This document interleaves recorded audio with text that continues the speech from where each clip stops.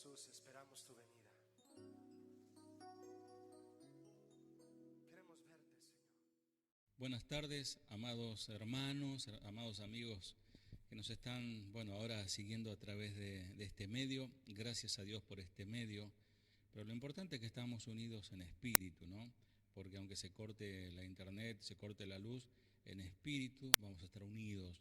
Y qué bueno que se hayan reunidos todos en familia, con su Biblia en mano, con su anotador, porque vamos a ver varios versículos. Así que, ¿qué les parece si para comenzar vamos a orar y entramos en materia? Señor, gracias. Gracias, Padre, por este momento. Señor, gracias por mis hermanos, por la iglesia, Señor, que está reunida en cada hogar, Señor, ante esta situación tan terrible que está pasando en todo el mundo, Señor. Esta pandemia, Señor, del COVID-19, donde ha arrastrado tanta gente a la muerte, Señor. Sabemos que nada sucede fuera de tu voluntad, Señor. Sabemos, Padre amado, que inclusive, Señor, tú estás, Señor amado, enviando una señal, Señor. Tú estás enojado con toda, Señor, este movimiento social que brega por la muerte de niños, Señor, en gestación, en su vientre, Padre, por tanta maldad, Señor amado. Esto que sucede, sabemos, Señor, que no es gratis, Padre. Sabemos que tu ira, Señor, está retenida sobre este mundo, Señor. Pero te pedimos misericordia, porque tu pueblo todavía está en este lugar. Tu pueblo todavía, Señor, clama a ti, Señor, por misericordia, para que tú salves las almas, Señor. Y a través de este medio, también, Padre, edificando al cuerpo de Cristo, edificando a los hermanos de nuestra congregación, de Casa de Adoración Banfield, de diferentes lugares, nuestros hermanos de misiones allí, Señor, nuestro hermano Esteban, nuestra hermana Paula, que quizás también están escuchando este video, están viendo, Señor, esta predicación. Tú les puedas alcanzar, Señor, con tu paz, esa verdadera paz que dice tu palabra: mi paz os dejo, mi paz os doy, no como el mundo la da, Señor. Y en tu nombre compartimos esta palabra que tú has puesto en mi corazón. Gracias, Señor. Amén. Estábamos en familia, estábamos hace un ratito orando y meditando en un texto que nos está dando vuelta y que es una canción que siempre cantamos en la congregación. Esa canción que dice: tú guardarás en completa paz. Así que pronto mi esposa hoy se emocionaba y oraba, decía: uy, Señor, ¿cuántos días van a pasar sin poder escuchar la voz de mis hermanos cantando y adorando al Señor? Pero bueno, a veces también el Señor en su sabiduría permite que tengamos este tiempo de reflexión, este tiempo especial, también para valorar, porque ahora muchos querrán congregar y cuando hay posibilidades no lo hacen. También va la exhortación allí, ¿no? Y dice su palabra en Isaías 26, 3, 4: tú guardarás en completa paz a aquel cuyo pensamiento en ti persevera, porque en ti ha confiado. Confiad en Jehová perpetuamente, porque en Jehová el Señor está la fortaleza de los siglos. Gracias al Señor por su palabra.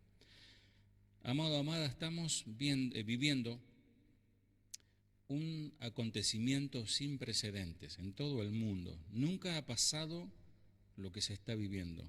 Los jóvenes que hoy están experimentando esta situación, los niños que ven esto que está pasando y que preguntan. Si ustedes les preguntan a alguien de mayor edad, te van a contar que nunca pasó esto que hoy está pasando. Y la iglesia debe estar consciente, la iglesia debe estar preparada, porque son tiempos finales. Debemos tener cuidado de no caer en un extremismo de locura, de decir: bueno, ya viene el fin, porque el Señor dice que estos son principios de dolores, y esto es para enmendar nuestro corazón y para prepararnos a lo que viene. Tampoco debemos entrar en una situación de liviandad, donde hay hermanos que dicen: no, yo no me protejo, yo no uso alcohol en gel, yo no estoy lavándome las manos cada rato porque tengo a Cristo en mi vida. Eso es imprudencia. Entonces, nosotros, por obediencia a las autoridades que nos gobiernan, debemos tomar medidas, y de hecho toda casa de oración, desde México, Guadalajara, aquí en Chile, en Paraguay, en Estados Unidos y en diferentes partes del mundo, se han tomado la misma medida, pero no por temor, sino por prudencia y también por sabiduría. Y meditaba lo que compartía creo que fue el domingo pasado o el antedomingo pasado, el pastor Salvador Pardo, allí en Casa de Oración en México, y él tomaba el texto de Éxodo capítulo 12, ahí versículo 27, cuando el Señor les dice, cuando sus hijos le pregunten, cuando celebren la Pascua, que de hecho ya estamos en víspera de Pascua, que Pascua es la víctima de Jehová, el cual pasó por encima, porque Pascua, Pesaj en el hebreo significa pasar por arriba o pasar de largo. El ángel del Señor, el ángel de la muerte que pasaba por allí, veía la sangre pintada en las postes y los dinteles de la puerta, y el ángel pasaba de largo. Entonces el Señor le dice ahí en Éxodo 12:27, vosotros responderéis, es la víctima de la Pascua de Jehová, el cual pasó por encima de las casas de los hijos de Israel en Egipto, cuando hirió a los egipcios y libró nuestras casas. Entonces el pueblo se inclinó y adoró. Y dice el versículo 28, y los hijos de Israel fueron e hicieron puntualmente así. Qué interesante, ¿no? Hacer la voluntad de Dios, no hacer como se nos da la gana, sino que ellos tenían que tomar el cordero, con su sangre, ponerlo en un recipiente, con una rama especial, pintar esos marcos. Y así lo hicieron puntualmente. Cuando uno obedece al Señor, el Señor bendice. Cuando uno hace lo que uno quiere, el Señor no bendice. Si ustedes ven la vida de Noé, la vida de Moisés, de los Abraham, que fueron gente que recibieron mandato de Dios y ellos no hicieron como quisieron, sino que hicieron como el Señor les dijo. El Señor le dijo a Noé, hazte un arca de esta manera, de esta madera, de esta medida. Y el Señor dice de su palabra que Noé hizo como Jehová le dijo. Lo mismo Abraham, lo mismo Moisés. Cuando el Señor le dice que haga el tabernáculo de tal material, de tal manera, dice que Moisés hizo como el Señor le dijo. Entonces, amado, amada, queremos ser guardados de todo mal. Y esto no vamos a ser guardados por decir conjuros, ¿no? Plaga no tocará mi morada y recito el Salmo 91 de memoria. Eso no vale, eso no sirve. Lo que sirve es obedecer a la palabra de Dios. Y dice que los hijos de Israel hicieron como el Señor dijo, y versículo 29 de Éxodo 12, y aconteció que a la medianoche Jehová hirió a todo primogénito en la tierra de Egipto, desde el primogénito del faraón que se sentaba sobre su trono hasta el primogénito del cautivo que estaba en la cárcel y todo primogénito de los animales. Todos murieron y el Señor preservó a su pueblo. Amados, esto no va a ser la excepción. Dios guardará a todos sus obedientes, a todos sus hijos obedientes, Él los guardará. Si ustedes son obedientes, el Señor los va a guardar. ¿Y de qué habla la obediencia? El Señor nos pide que nos pongamos a cuentas con Él. El Señor nos pide arrepentimiento. El Señor nos pide que seamos santos, porque sin el cual nadie verá al Señor. Entonces son tiempos que debemos ponernos a cuentas con el Señor y eso nos va a guardar. De todas maneras, si el Señor nos quisiera llevar, de alguna manera u otra nos va a llevar. Pero debemos, como decía recién, obedecer a las autoridades. Romanos capítulo 13, 1 en adelante, anótalo ahí, dice, solo Dios puede darle autoridad a una persona. Estoy leyendo la versión Biblia en lenguaje sencillo. Solo Dios puede darle autoridad a una persona y Él es quien le ha dado poder a los gobernantes que tenemos. Por lo tanto, debemos obedecer a las autoridades del gobierno. Quien no obedece a los gobernantes se está oponiendo a lo que Dios ordena. Y quien se oponga será castigado. Dice el versículo 3, porque los que gobiernan no están para meterle miedo a los que se portan bien, sino a los que se portan mal. Si ustedes no quieren tenerle miedo a los gobernantes, hagan lo que es bueno y los gobernantes hablarán bien de ustedes, porque ellos están para servir a Dios y para beneficiarlos a ustedes. Pero si ustedes se portan mal, pónganse a temblar, porque la espada que ellos llevan no es de adorno. Ellos están para servir a Dios, pero también para castigar a los que hacen lo malo.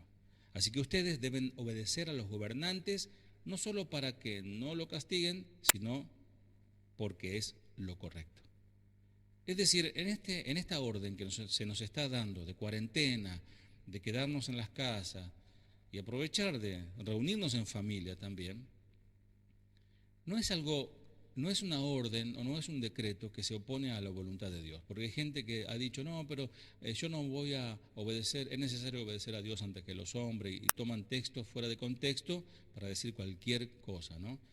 Pero no, esto es una necesidad urgente de hacerlo. Entonces debemos obedecer. Bueno, dicho esto, amado, amada, quiero ir a la reflexión, a la palabra de hoy, el cual le titulé Relucientes por las pruebas. Relucientes por las pruebas. Aquellos que han estudiado un poco de química saben que no hay ninguna diferencia esencial entre el grafito de un lápiz, la parte negra de un lápiz, y un diamante. Ambos son puramente carbón, los dos son carbón. Solo ese simple elemento químico, carbón, es solamente eso. Pero el grafito es opaco, tan débil y barato, porque es mucho más frágil y mucho más barato. Cuando vos escribís con un lápiz sobre la hoja del papel, el papel es más fuerte que el grafito. Por eso el grafito marca el papel cuando vos escribís. Sin embargo, cuando el grafito es sometido a tiempo, escuchá, tiempo, presión y temperatura, que son tres elementos, y esto si lo hacemos la analogía y llevándolo a la vida cristiana, así se mueve Dios, así obra el Espíritu de Dios para tratarnos. Porque antes de que hubiera esta pandemia, antes que venga toda esta situación, algunos de ustedes tienen sus propios problemas, sus propias situaciones, sus propias, algunos le llaman hasta tribulaciones, sus propios desafíos y cosas que causan dolor.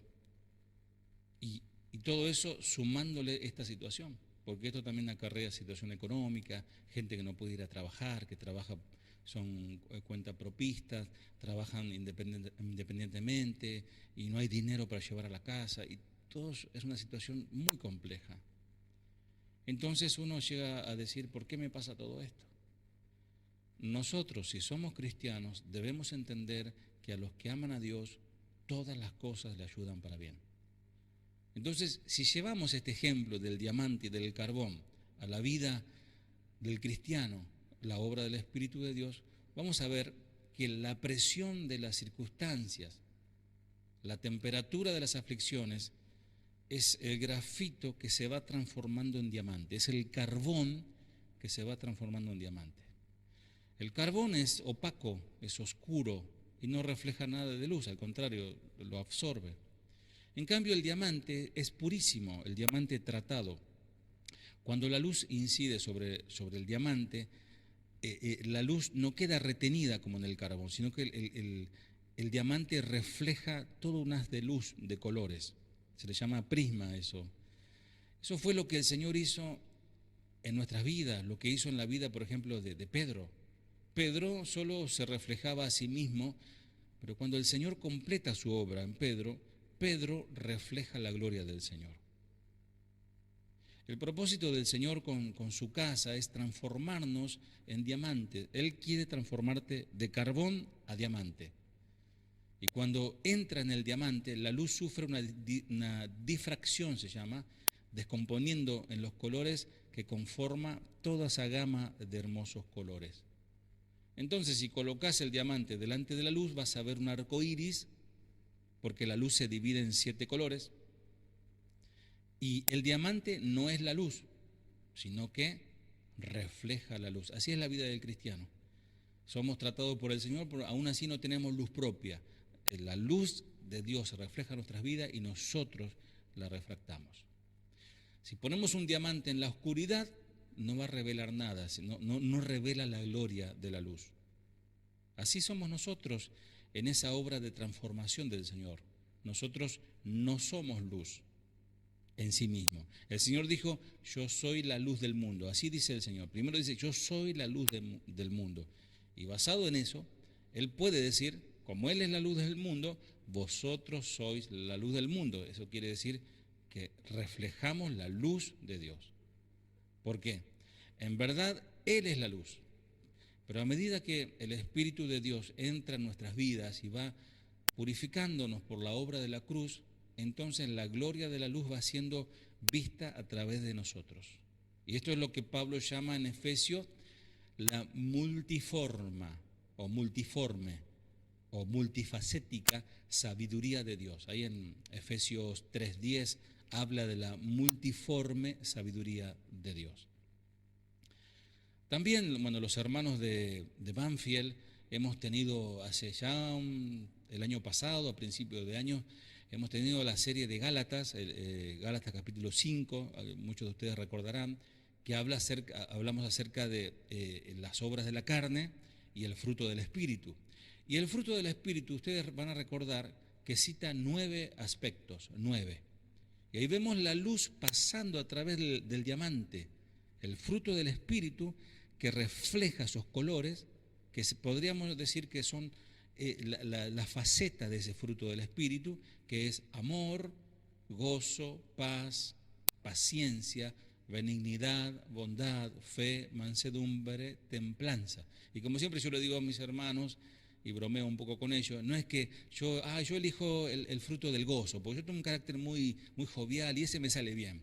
O yo soy un poquito tranqui, como agua de tanque, me gusta el de la paz. No, amados, el fruto del Espíritu abarca todo. El prisma de luz es amor, gozo, paz, paciencia, benignidad, bondad, fe, mansedumbre, templanza. La luz está pasando por el diamante y está reflejando aquellos colores hermosos. El fruto del Espíritu es el carácter de Cristo formado en nosotros. Es imposible tener fruto del Espíritu sin el carácter de Cristo, sin que ese carácter sea formado en nosotros.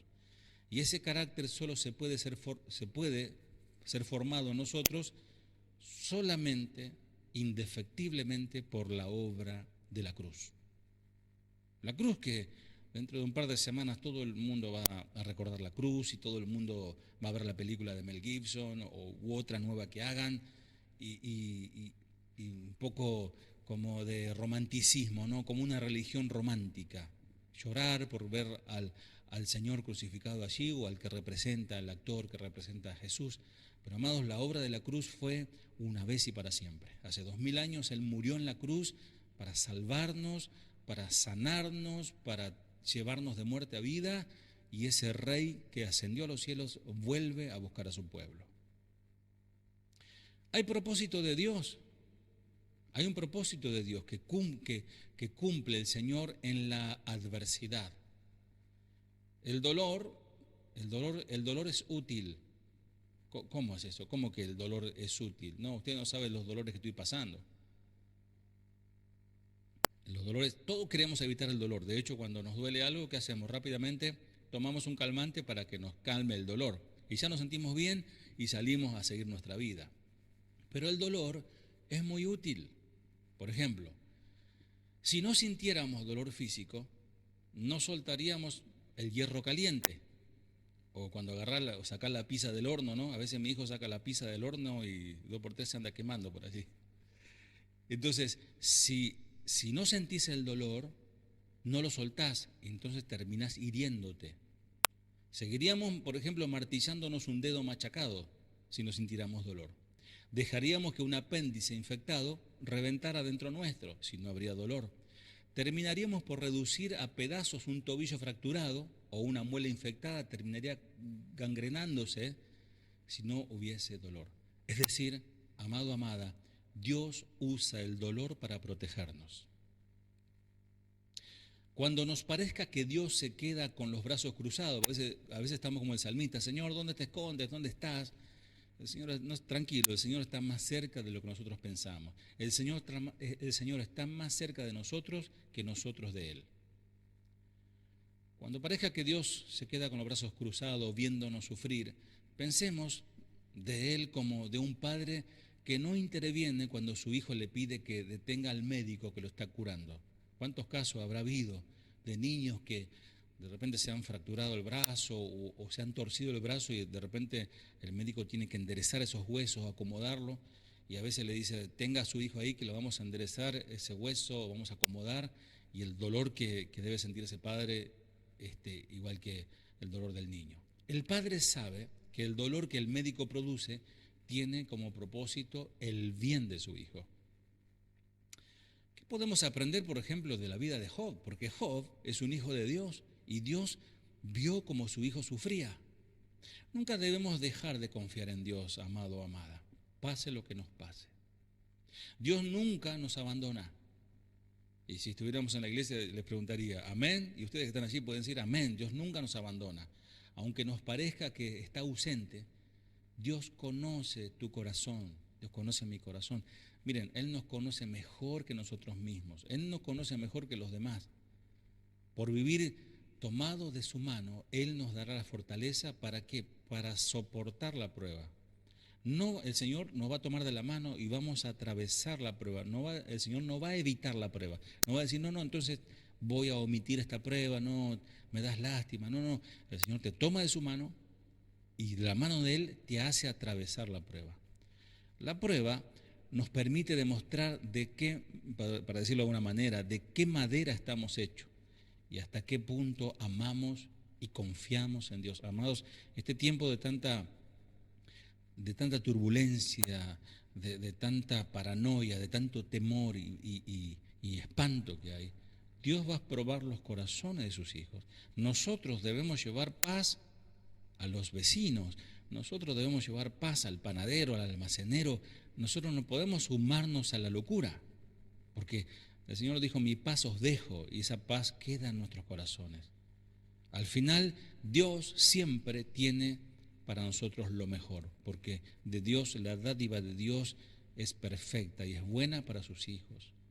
La Biblia, la palabra de Dios, nos revela muchos propósitos que Dios cumple por medio del sufrimiento en nuestras vidas.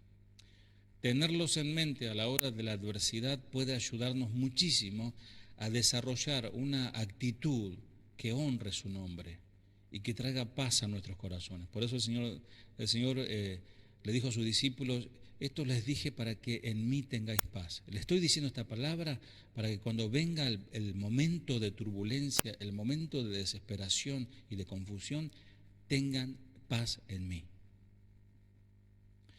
Y voy a delinear varios puntos de por qué Dios usa el sufrimiento, que a veces queremos evitar, pero el Señor nos mete dentro de ese sufrimiento porque quiere sacarnos reluciente a través de las pruebas. Voy a leer varios versículos, voy a decir la cita bíblica, ustedes anotan allí para no hacer la pausa. Dios usa el sufrimiento para hacernos bien. ¿Cómo? Para hacernos bien. Porque dice la palabra del Señor en el texto hiper conocido, y sabemos que a los que aman a Dios, todas las cosas ayudan a bien. Romanos 8:28. Y el Salmo 73:28 dice, pero en cuanto a mí, el acercarme a Dios es el bien. He puesto en Jehová el Señor mi esperanza para contar todas sus obras. Si amamos a Dios, amado, amada, nada nos puede hacer mal. Te lo repito, si amas a Dios, nada te puede hacer mal, sino que todo te va a ayudar a bien, es decir, a ser semejante a Cristo. ¿Para qué es la prueba? Para humillarnos. Porque cuando nos va demasiado bien, cuando estamos muy bien, cuando estamos muy bien de salud, cuando todo está perfecto, cuando hay dinero, cuando todo está sobre rieles, como decimos, tenemos tendencia a inflarnos, tenemos tendencia a sentirnos más que otros, tenemos tendencia a olvidarnos de dónde Dios nos sacó. Entonces, las pruebas también es para humillarnos. Y te acordarás, dice Deuteronomio 8:2, te acordarás de todo el camino por donde te ha traído el Señor, tu Dios, durante estos 40 años en el desierto para humillarte. Miren qué interesante lo que dice el salmista en su Salmo 119, versículo 71. El sufrimiento me hizo bien porque me enseñó a prestar atención a tu palabra. Qué tremendo, ¿eh? El sufrimiento le hizo bien a él para que preste atención a su palabra. Le enseñó a prestar atención a su palabra. ¿Cuántas veces cuando estamos tirados, cuando estamos en cama, convalecientes, cuando nos sentimos ya morir, ahí nos empezamos a considerar la oración, comenzamos a considerar escuchar más a Dios, comenzamos a extrañar la congregación y cuando estamos sanos a veces ni nos congregamos? Que el Señor nos ayude a serles fiel, sobre todo como dice el apóstol Pedro, cómo no tendremos una manera piadosa de vivir sabiendo que estas cosas se acercan, donde los cielos serán derretidos por fuego y bueno, todos los desastres que vienen, ¿no? Nuestro orgullo hace necesario que Dios intervenga. ¿Para qué? Como decimos nosotros aquí en Argentina, para bajarnos los humos, para bajarnos de la moto o bajarnos del caballo. La Biblia gaucha dice en ese texto que dice, aquel que se cree estar firme, cuidado no caiga. Dice, aquel jinete que está arriba del caballo, tenga cuidado que no se venga abajo.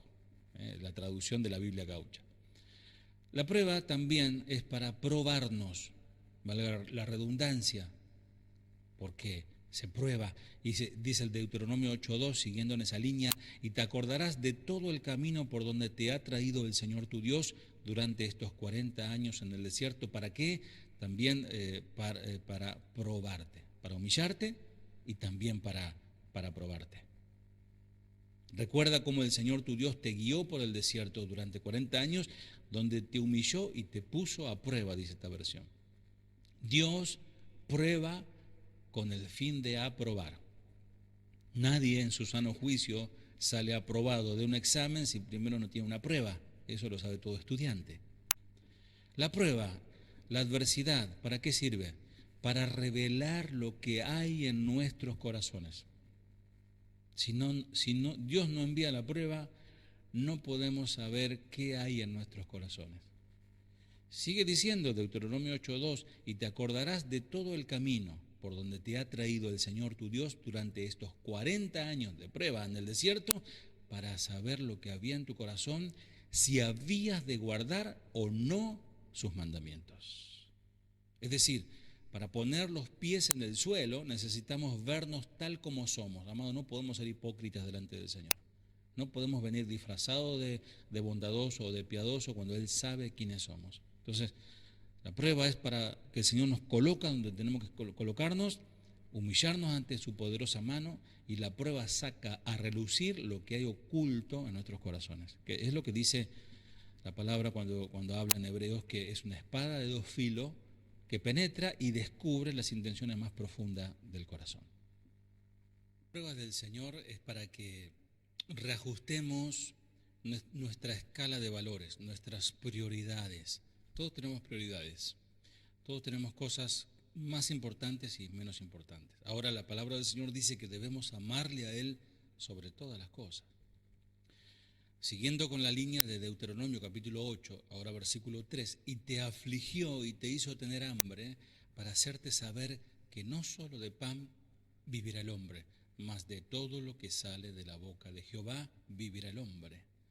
Las crisis de la vida nos ayudan a discernir lo que realmente vale la pena, o a distinguir lo que es lo urgente de lo importante. Hay cosas que son urgentes y otras cosas que son importantes. Es urgente volver a Dios, es urgente buscar al Señor en estos tiempos difíciles. También nos permite el Señor las pruebas para algo que no nos gusta mucho, castigarnos. Algunos dicen que Dios no castiga, pero la palabra del Señor dice que sí castiga. Para castigarnos como a hijos. Él dice en su palabra, ahí en Deuteronomio 8.5, reconoce a sí mismo en tu corazón que como castiga el hombre a su hijo, así Jehová tu Dios te castiga. Está diciendo que el hombre debe castigar a su hijo para corregirlo. Bueno, es un tema para hacer un estudio especial, porque hay tantos padres tan permisivos que nunca han dado un castigo verdadero a sus hijos para enseñarles lo que está mal y lo que está bien, enseñarles que no deben pecar contra papá y porque pecan contra Dios también. Entonces el Señor nos castiga como a hijos. Dice Hebreos 12:6, porque Dios corrige, es decir, disciplina y castiga, y la versión antigua dice y azota a todo aquel que ama y que considera a su hijo. Lo contrario al amor no es el odio. Algunos piensan que lo contrario al amor es el odio. No, lo contrario al amor es la indiferencia. Un hombre puede ser indiferente a la conducta de cualquier otro hijo de vecino, pero nunca lo será con su propio hijo. ¿Por qué? Porque lo ama. Porque un padre amante cuida a su hijo y disciplina y castiga a su hijo. Dios es un padre amante y Él nos va a castigar cuando nos torcemos. ¿Para qué son las pruebas? Sabemos que las pruebas son para sacarnos reluciente, porque de eso se trata el mensaje, para librarnos de la condenación. Ahí en 1 Corintios capítulo 11, versículo 31 y 32 dice, si pues nos examinásemos a nosotros mismos, no seríamos juzgados, mas siendo juzgados somos castigados por el Señor para que no seamos condenados con el mundo. Nos dice la institución de la Cena del Señor que inclusive algunos han muerto, algunos duermen, no es que están durmiendo la siesta ni están descansando, sino que murieron por desobedientes. Las pruebas. ¿Para qué la prueba? Para hacernos volver al buen camino. Hay algunos que andan ahí como ovejitas por rediles extraños y el Señor envía la prueba para hacer volver a sus hijos al camino.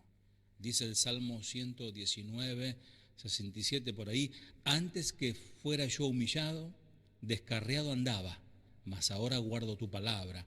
Bueno me es haber sido humillado para que aprenda tu palabra, dice el versículo 71. ¿Para qué es la prueba?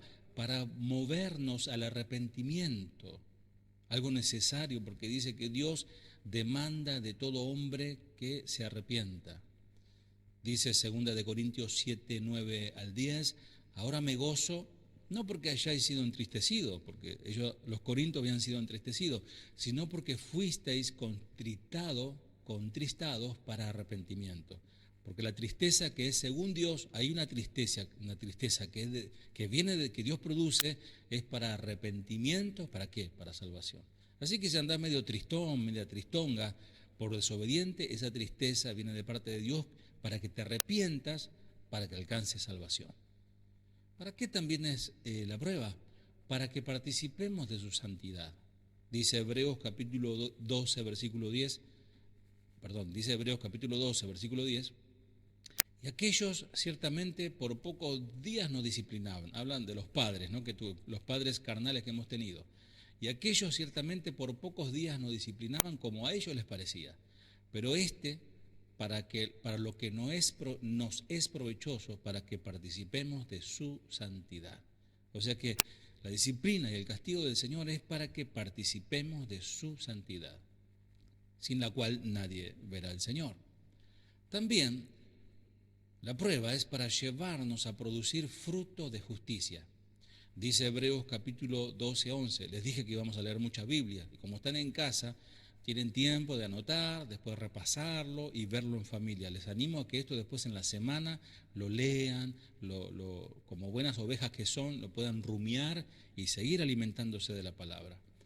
También es para llevarnos a producir fruto de justicia. Dice Hebreos 12, 11, como decía, es verdad que ninguna disciplina al presente parece ser causa de gozo. ¿A quién le gustaba que lo disciplinen? A nadie, sino de tristeza. Pero después da fruto apacible de justicia a los que en ellas han sido ejercitados. Habla de un ejercicio en la disciplina. Qué interesante lo que dice el Señor en su palabra. ¿Para qué también es la prueba? ¿Para qué también el Señor permite la prueba en nuestras vidas? Para prepararnos, escuchen esto muy atentamente, para bendiciones futuras. Hoy pululan por todos lados predicadores y hermanos también que andan decretando bendiciones por aquí, bendiciones por allá, y yo arrebato, y yo tomo, y yo recibo, y yo decreto palabra de bendición, cuando el Señor nos va a probar para después darnos bendiciones futuras. Dice el Salmo 66, 10 al 12, porque tú nos probaste, oh Dios, nos ensayaste, fíjate qué palabra, nos ensayaste como se afina la plata, nos metiste en la red, pusiste sobre nuestros lomos pesadas cargas, hiciste cabalgar hombres sobre nuestra cabeza, pasamos por el fuego, pasamos por el agua y nos sacaste a la abundancia. O sea, pasar por todas esas pruebas, ¿para qué? Para recién llevarte a la abundancia. Más vidas, amado, amada, son destruidas por la abundancia que por la escasez. Si escuchaste bien, vos que tanto querés plata, plata, plata, bienestar, bienestar, bienestar, miren, más vidas son destruidas por la abundancia, por la demasía de abundancia, que por la escasez. La escasez te lleva más a buscar a Dios, a estar más, Señor, ayúdame, bendíceme, provéeme, pero cuando tenés mucho, te puede pasar como le pasó al pueblo de Israel, que se enorgulleció y se olvidó de su Dios. Porque después de sacar a Israel de Egipto, Dios lo dirigió al desierto para prepararlos con pruebas para la bendición que venía, Canaán, la tierra prometida. Y Dios quiere bendecirnos, pero no puede hacerlo mientras no estemos preparados para recibir esa bendición. ¿Para qué más es la prueba? Para que desarrollemos responsabilidad, permitiéndonos sufrir las consecuencias de nuestras acciones. Amado, hay gente que hace y deshace y no se hace cargo de sus acciones, con el síndrome Adán y Eva, ¿no? No, la culpa es de la serpiente, dice ella.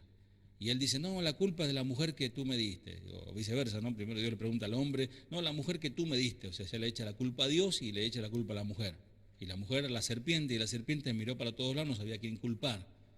Pero debemos aprender a hacernos cargos de nuestras propias acciones. Dice Hebreos capítulo 12, 15 al 17, mirad bien, no sea que alguno deje de alcanzar la gracia de Dios, que brotando alguna raíz de amargura os estorbe, y por ella muchos sean contaminados. No sea que haya algún fornicario o profano como Esaú, que por un solo plato de comida vendió su primogenitura. Porque ya sabéis que aún después, deseando heredar la bendición, fue desechado y ya no hubo oportunidad para el arrepentimiento, aunque lo procuró con lágrimas. Tremendo, ¿no? Toda desobediencia, amado, amada, tiene su consecuencia.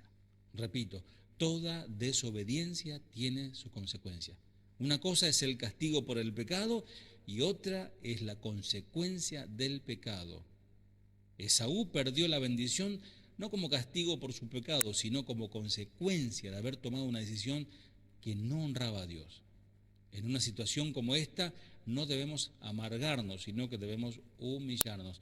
David pecó terriblemente ante el Señor y Dios lo perdonó en su misericordia, pero pagó terribles consecuencias, que ustedes que conocen la palabra de Dios saben que fue así. 4 de sus hijos murieron de manera terrible. ¿Para qué también son las pruebas?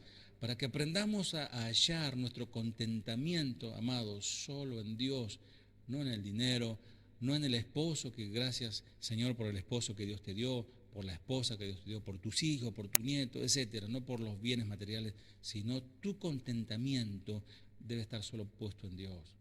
Tu deleite, dice, deleítate a sí mismo en Jehová, sé maleable, significa eso, déjate dominar por el Señor y Él concederá las peticiones de tu corazón. Y dice Habacuc, un texto tremendamente hermoso, capítulo 3, 17 al 19, que a pesar de lo que pase, nuestra alegría, nuestro gozo debe estar puesto en el Señor. Por eso dice, aunque la higuera no florezca, ni en las vides haya frutos, aunque falte el producto del olivo, y los labrados no den mantenimiento, y las ovejas sean quitadas de la majada, y no haya vacas en los corrales, con todo yo me alegraré en Jehová, y me gozaré en el Dios de mi salvación. Jehová el Señor es mi fortaleza, el cual hace mis pies como de ciervas, y en mis alturas me hace andar. Gloria a Dios. A veces, amado, amada, Dios nos quita lo que nos ha dado para enseñarnos a no amar más las dádivas que al dador. Acuérdense de Abraham, Dios le dio ese hijo tan deseado. Él llegó a amar tanto a su hijo que se empezó a olvidar de Dios y Dios le dijo, dame tu hijo. Y ahí Dios lo probó. ¿Para qué Dios nos prueba? Para que aprendamos a anteponer los intereses de Dios al nuestro. Tiene mucho que ver con lo anterior. Porque por eso dice ahí en Ageo, capítulo 1, tienen para buscar, Ageo capítulo 1, versículo 4, versículos 6 y 9, dice, ¿es para vosotros tiempo, para vosotros de habitar en vuestras casas artesonadas? Y esta casa, hablando de su propia casa, o sea, el templo, está desierta.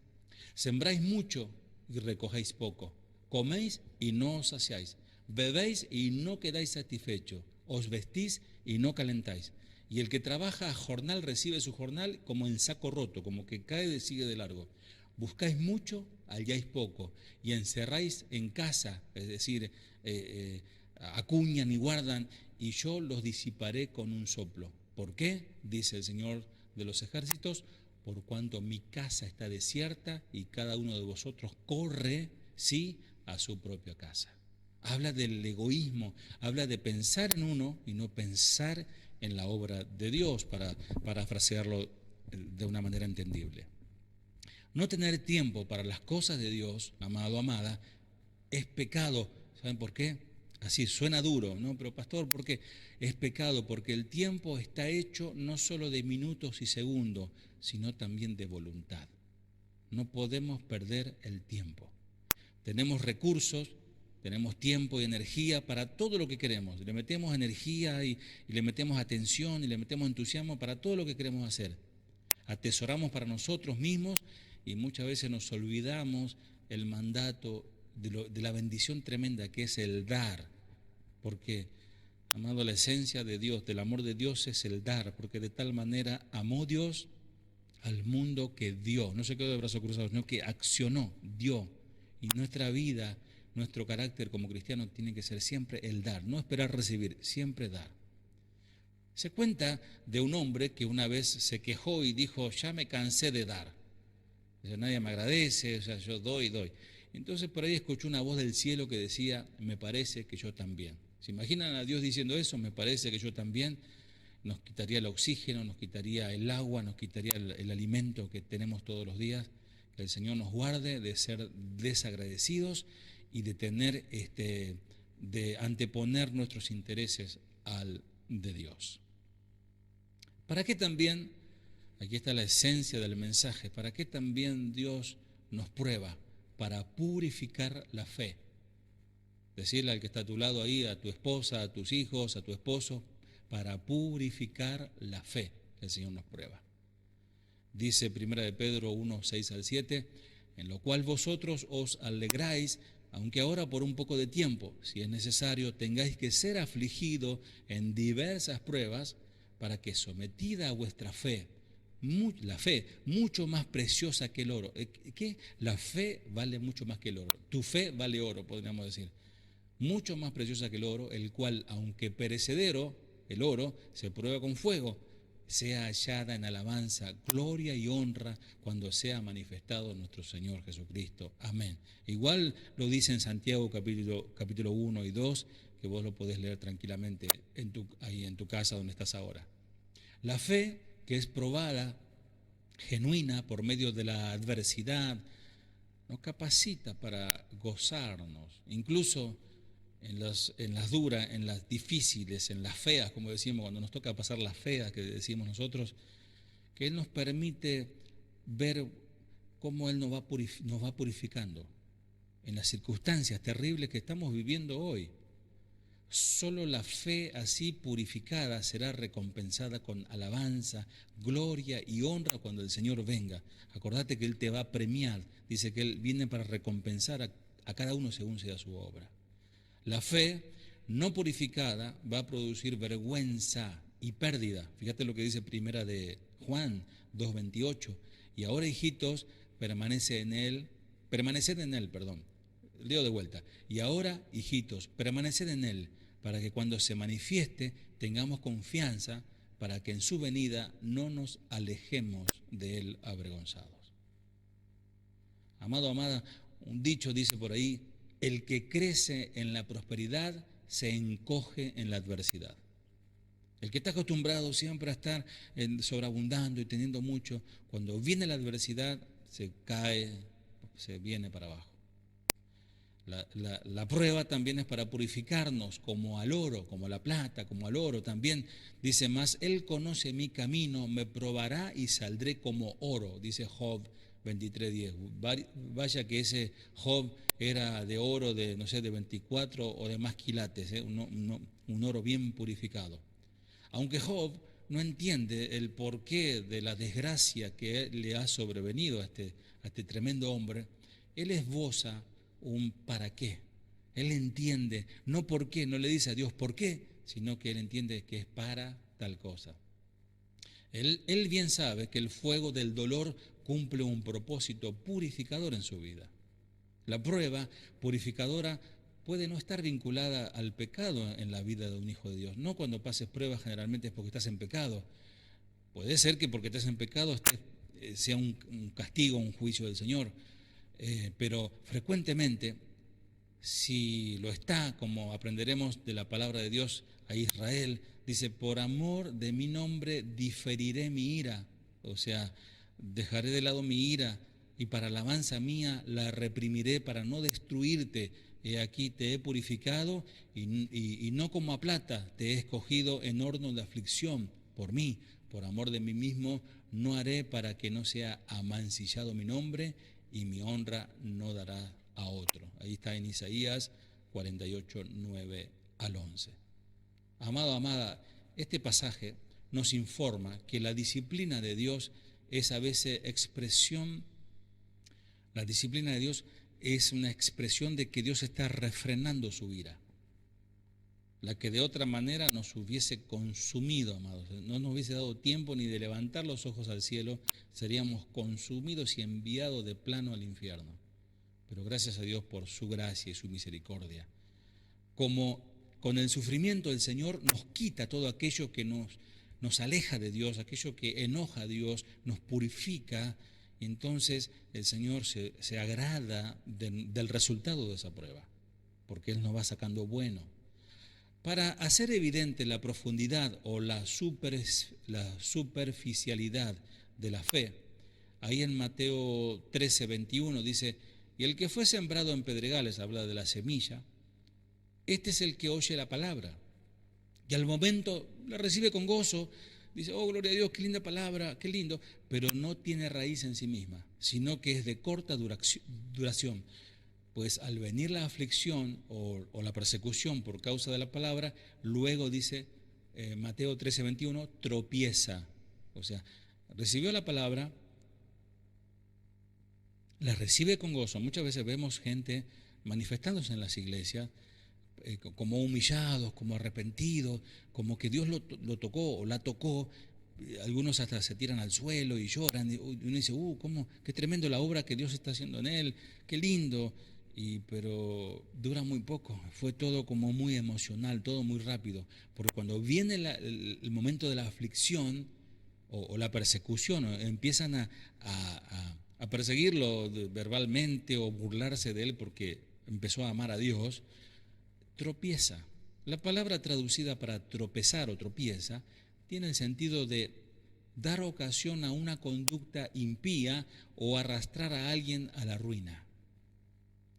Amado o amada, quien responde a la aflicción impíamente con amargura, quien se enoja cuando es probado por Dios con resentimiento, con bronca, con irritación, con berrinche, chillido y acusaciones, críticas a Dios, murmuraciones, quejas y lamento, está mostrando que su fe es superficial.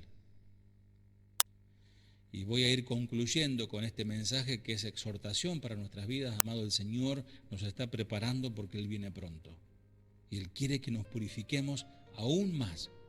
Amados hermanos, recordemos que la queja tiene su origen no tanto en la grandeza de los problemas, sino en la pequeñez de los espíritus.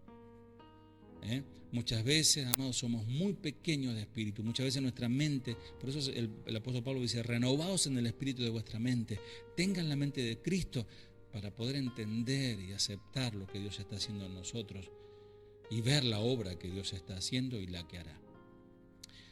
Dice el sabio Salomón ahí en Eclesiastés capítulo 1, versículo 14, Eclesiastés capítulo 2, versículo 11, Eclesiastés 4, 4, capítulo 4, versículo 4. Dice así: miré toda la obra que se hace debajo del sol, y he aquí, todo ello es vanidad y aflicción de espíritu. Miré yo luego todas las obras que habían hecho mis manos, y el trabajo que tomé para hacerlas, y aquí todo era vanidad y aflicción de espíritu, y sin provecho debajo del sol. Aborrecí por tanto la vida, porque la obra que se hace debajo del sol me era fastidiosa, por cuanto todo es vanidad y aflicción de espíritu. He visto asimismo que todo trabajo y toda excelencia de obra despierta la envidia del hombre contra su prójimo. También esto es vanidad y aflicción de espíritu. La palabra traducida para vanidad tiene que ver metafóricamente con aquello que es insustancial, efímero, transitorio, vacío, sin sentido. Y Salomón la usa bajo la guía, la inspiración del Espíritu de Dios para hablarnos hoy de lo que no puede dar sentido a nuestra existencia en sí mismo. O sea, las cosas que hay debajo del sol, es decir, todo lo que hay sobre esta tierra, eso no puede dar sentido a nuestras vidas. En Eclesiastés, Salomón dice que todo bajo el sol, todo lo que hay en este lado de la eternidad es incapaz de darnos una razón suficiente para seguir viviendo. Con frecuencia, amado, amada, caemos en esa locura de planificar, tomar decisiones y vivirlas sin tomar en cuenta a Dios realmente. Dios usa la adversidad para recordarnos que si lo dejamos fuera del cuadro a Él, nada tiene sentido. Por eso llegó a decir al final en sus últimos escritos ahí en Eclesiastés que todo es vanidad. El todo del hombre es temer a Dios y guardar su palabra. Con frecuencia, amados, a la hora de las cosas van en contra, con frecuencia a la hora que las cosas van en contra de nuestros deseos y vemos nuestros anhelos y oraciones que no se cumplen, porque ¿cuántas oraciones tenemos que no se han cumplido? ¿Y qué nos vamos a amargar por eso?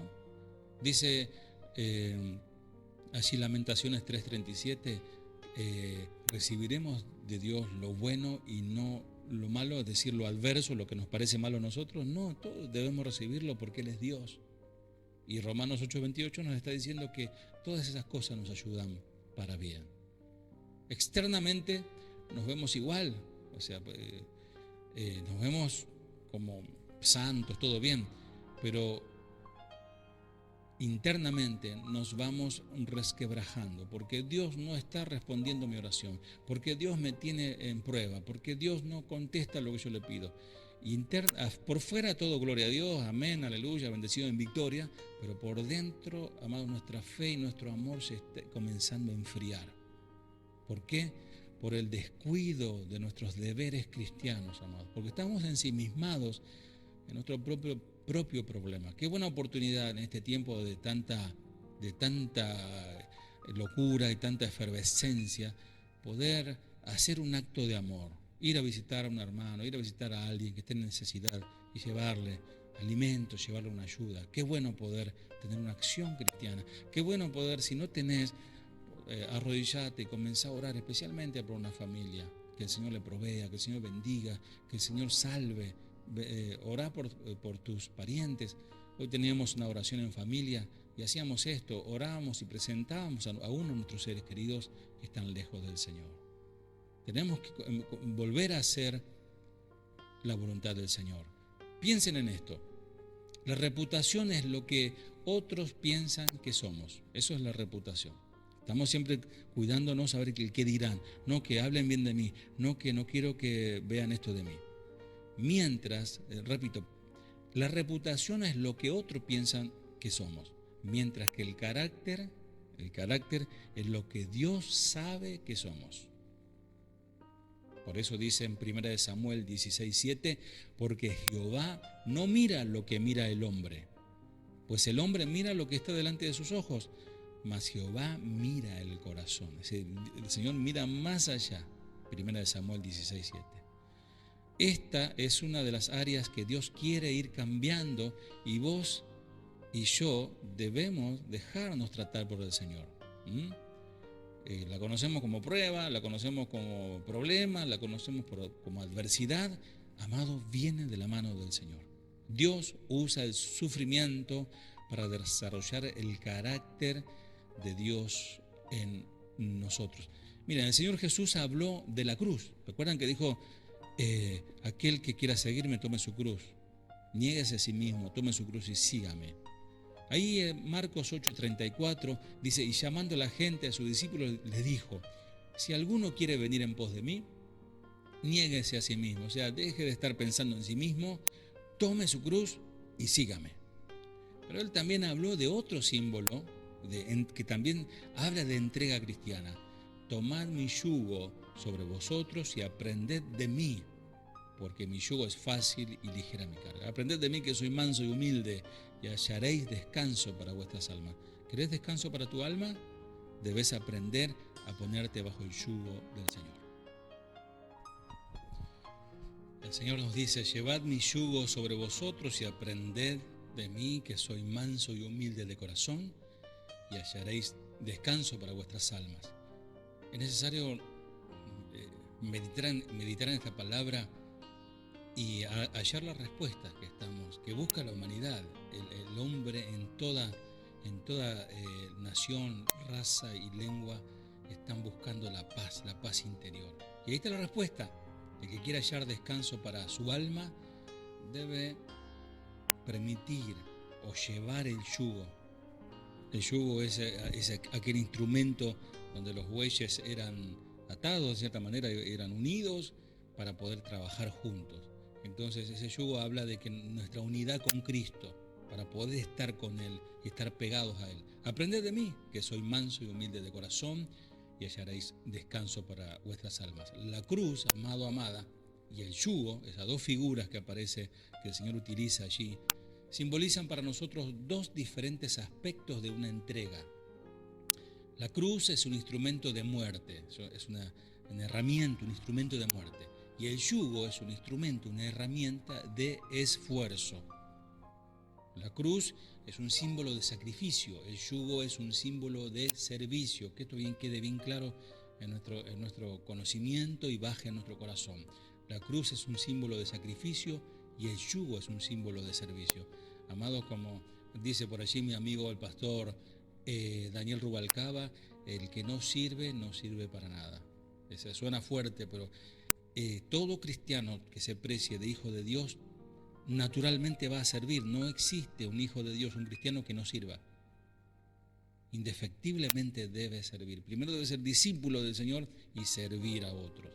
La cruz sugiere sangre, el yugo sugiere sudor. El compromiso con Cristo significa que estamos listos para el yugo y para la cruz. Tanto para llevar la cruz y ponernos bajo el yugo, siempre seremos probados por el Señor. Y quiero terminar este mensaje que gracias al Señor me permitió compartirles, amado, amada, que les abrazo desde aquí. La verdad que este tiempo va a ser largo, les vamos a extrañar. No bajen los brazos, todo lo contrario, fortalezcanse en el Señor y en el poder de su fuerza. Este pensamiento, esta historia, dice que había un grupo de mujeres reunidas en su estudio bíblico, estudiando la palabra como lo estamos haciendo ahora. Y mientras leían el libro de Malaquías, ese texto que dice, y él se sentará como fundidor y purificador de plata, o sea, habla del Señor, y él se sentará como fundidor y purificador de plata. Hermoso texto, muy poético, la imagen de un fundidor de plata sentado allí, pero como que no estaba muy claro qué significa esto. Este versículo les intrigó, como quizás te está intrigando a vos, en gran manera a estas mujeres, de qué podría significar ese texto que acababan de estudiar ahí en la reunión de estudio bíblico, y querían saber para afirmar el significado del texto. Y una de estas mujeres se ofreció para investigar. Ella conocía a un hombre, un orfebre, un purificador de plata, y dice, yo voy a averiguar de qué se trata. Y esa semana la señora llamó a este orfebre por teléfono, hizo una cita pidiéndole si podía acercarse a aquel lugar de trabajo para hacer un trabajo de investigación o de periodismo. Y ella no le mencionó detalles acerca de la verdadera razón de su visita. Simplemente dijo que tenía que observar, tenía unas curiosidades de cómo se trabajaba con la plata, cómo se purificaba la plata. Mientras ella observaba al orfebre sostener una pieza de plata sobre el fuego, dejándolo calentar intensamente ahí en el crisol, en el fuego más fuerte, el platero le explicaba que para refinar la plata debía ser sostenida en medio del fuego donde la llama arde con mayor potencia, para así sacar de la plata la escoria, la suciedad, la impureza. Y en ese momento ella imaginó a Dios sosteniéndonos en un lugar bien calientito. Entonces recordó una vez más aquel versículo: y Él se sentará como fundidor y purificador de plata. Le preguntó al platero si era cierto que él debía permanecer sentado frente al fuego durante todo el tiempo que la plata era refinada. Y el hombre respondió lo siguiente: sí, no solo debo estar aquí sentado sosteniendo la plata, también debo mantener mis ojos fijamente en ella durante el tiempo que está en el fuego, porque si la plata fuese dejada un instante más de lo necesario, la plata sería destruida. La mujer se mantuvo en silencio por un momento y luego preguntó: ¿Cómo sabe cuando ya está completamente refinada? ¿Cómo sabe el punto donde la plata ya está bien refinada? Él sonrió y respondió: eso es muy simple, señora, cuando yo puedo ver mi imagen reflejada en ella, en la plata. Si hoy, amado, amada, sentís el calor del fuego, el Señor te está metiendo ahí en el fuego, recordá que Dios tiene sus ojos puestos en vos. Y mientras estás en el fuego siendo probada, el Señor te está observando hasta que Él pueda ver su imagen, la imagen de Él reflejada en tu vida. Eso está en Malaquías 3:3. Amado, amada, no olvides que saldremos relucientes de las pruebas que Dios permite que tengamos en nuestras vidas. Vamos a orar. Padre, gracias, Señor. Gracias, Padre, por permitirme compartir este tiempo con mis hermanos a la distancia desde sus hogares, Señor. Están allí reunidos, ávidos, Padre amado, de escuchar tu palabra. Señor, ayúdame a poder ser un instrumento, aunque muchas veces inútil, Señor, pero la gloria es para ti, porque en definitiva lo que tomamos es la palabra y ponemos en la mesa y compartimos juntos. Bendice a mis hermanos, Señor, a todos ellos que quizás estén pasando por estas pruebas, estén pasando por situaciones difíciles. Señor, tú estás en control, tu mano está sobre ellos, Señor. Padre, te pedimos a nivel general por toda esta situación que se está viviendo a través de todo el continente y de todo el mundo, Señor. Padre, hay miles y miles y millones de hijos tuyos, Señor. Padre, allí Abraham te decía: Señor, no vas a destruir por amor a tanta cantidad de justos.